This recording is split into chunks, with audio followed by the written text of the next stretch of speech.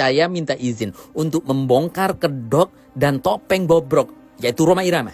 Tentang bagaimana beliau berdiri sebagai seorang ulama, seorang tokoh, seorang ahli agama, minimal seorang khotib yang ngerti agama. Tapi padahal hakikatnya dia bukan ulama, dia bukan orang yang ngerti agama. Dan dia tidak patut menjadi contoh karena dia orang yang sembarangan dan sembrono ketika menyampaikan hal-hal persoalan agama yang tidak dia ketahui. Kemana-mana dia mengatakan nasab palsu ba'alawi, nasab palsu ba'alawi. Tapi padahal dia sendiri memalsukan Al-Quran. Dia sendiri memalsukan hadis.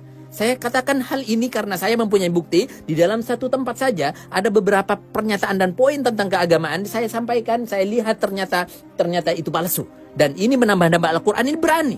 Dan dia juga mengatakan bahwasanya ini hadis. Padahal bukan dari baginda Nabi Muhammad SAW dan ini tidak ada dasarnya. Saya katakan hari ini adalah orang yang paling bobrok ketika menyampaikan dengan berani bahwasanya ini Al-Quran. Dan ini nambah-nambah Al-Quran.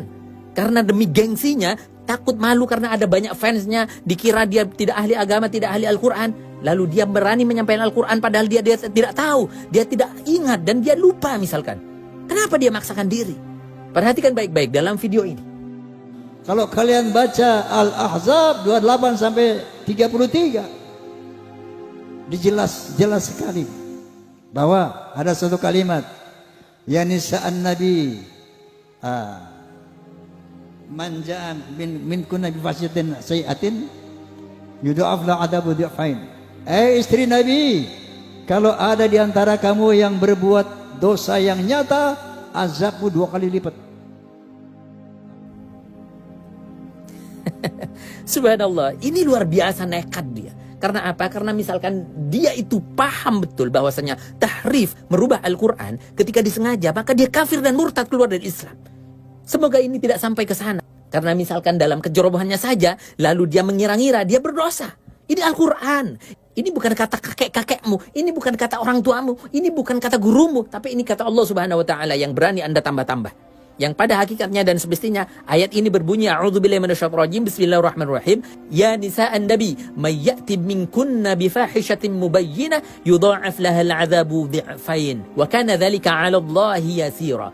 Bagaimana Rhoma Irama telah merubah ayat ini dan menambah-namahi bifahishatin sayyi'atin, ditambah sayyi'atin. Minkunna bifahishatin sayyi'atin, minkunna bifahishatin sayyi'atin.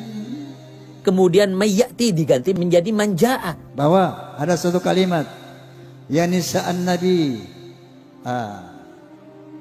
man ja'a minkunna bifahishatin sayyi'atin, man ja'a minkunna bifahishatin sayyi'atin.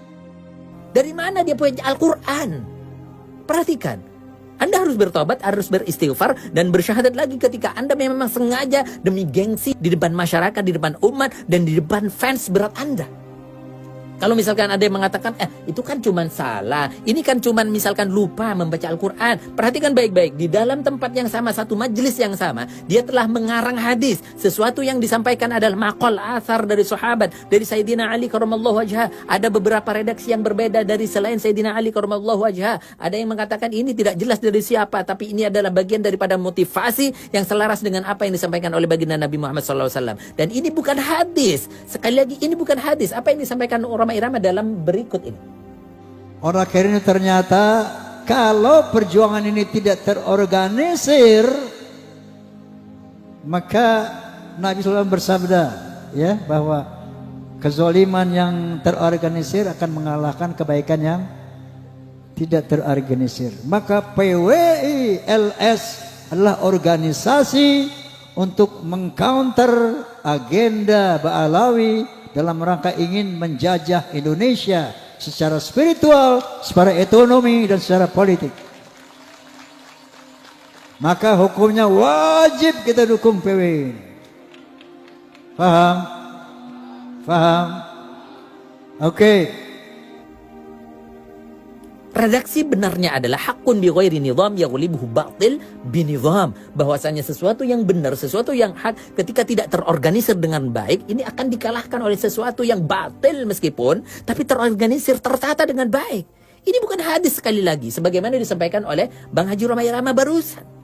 Maka Nabi SAW bersabda, ya, bahwa kezaliman yang terorganisir akan mengalahkan kebaikan yang tidak terorganisir.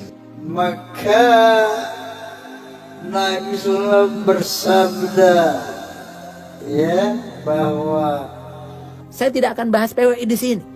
Saya akan membahas kebejatan yang disampaikan Roma Irama karena dia telah melakukan hal-hal kesalahan fatal, dia telah mengarang-ngarang hadis, kemudian menambah-nambahi Al-Quran, merubah Al-Quran juga.